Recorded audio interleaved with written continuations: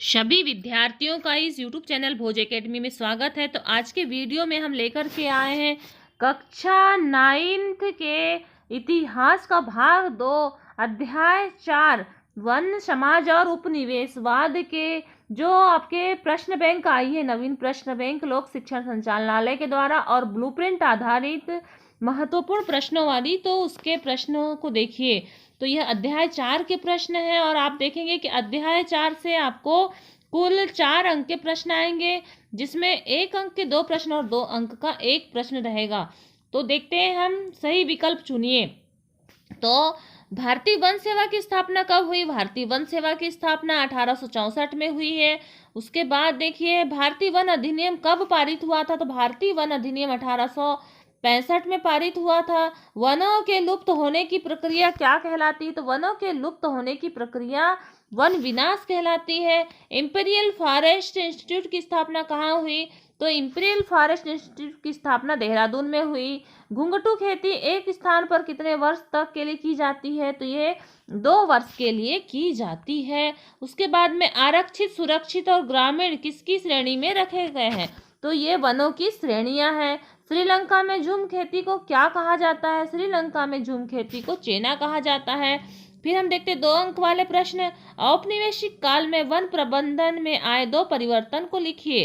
तो औपनिवेशिक काल में वन प्रबंधन में परिवर्तन वनों के नियमन और परंपरागत शिकार पद्धति है। ये 2 परिवर्तन हुए थे कि वनों का नियमन और शिकार पद्धति।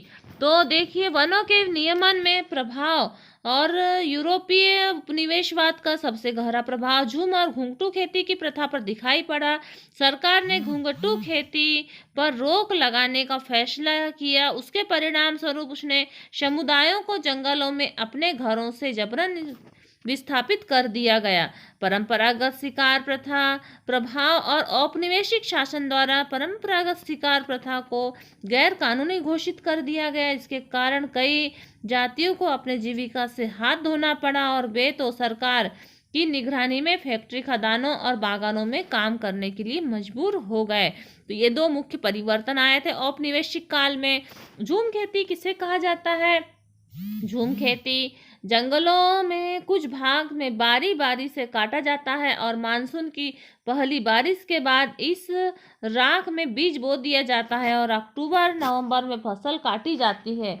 2 या 1 साल खेती करने के बाद 10 से 18 वर्ष के लिए परती छोड़ दिया जाता है। यह झूम खेती कहलाती है। स्लीपर क्या है? रेलवे की पटरी के आर पार लगे लकड़ी के तख्ते को पटरियों को उनकी जगह पर रोक सकने के लिए स्लीपर का उपयोग किया जाता है, मतलब ये स्लीपर कहलाते हैं। अन्य फिर देखिए, वन्य इलाकों में रहने वाले लोगों के जीविका उपार्जन के 2 साधन बताइए। तो वन्य इलाकों में रहने वाले जीविका उपार्जन के साधन है कंदमूल, फल, पत्ते और आदि वन उत्पाद और जड़ी बूटियां और लकड़ी और बांस के बनने वाले परंपरागत वस्तुएं। भारतीय वन सेवा की स्थापना कब हुई? तो भारतीय वन सेवा की स्थापना 1864 में हुई। भारत का प्रथम वन निर्देशक कौन है? तो भारत का प्रथम वन निर्देशक डायट्रिस बेंडिस है। उसके बाद में हम देखते हैं सही जोड़ियां। तो सही जोड़ी मतलब झूम खेती को अलग अलग स्थानों पर किस नाम से जाना जाता है? तो देखिए, दक्षिणी पूर्वी एशिया, तो दक्षिण पूर्वी एशिया में इसे लादिंग कहा जाता है। और फिर देखिए, हिंदुस्तान, तो भारत में इसे झूम कहा जाता है। उसके बाद में अफ्रीका, तो हम देखते हैं कि अफ्रीका में इसे चितमेन कहा जाता है। अफ्रीका में क्या कहा जाता है? तो अफ्रीका में चितमेन कहा जाता है। और श्रीलंका में इसे चेना कहा जाता है और मध्य अमेरिका में मिल्पा कहा जाता है। तो ये आपकी सही जोड़ियां हो गई। उसके बाद में कुछ छोटे छोटे प्रश्न हैं। तो देखिए, वैज्ञानिक वानिकी से पहले आपको जो वीडियो डाले थे उसमें क्वेश्चन ये डल चुके हैं। और बस्तर में औपनिवेशिक वन प्रबंधन क्या है?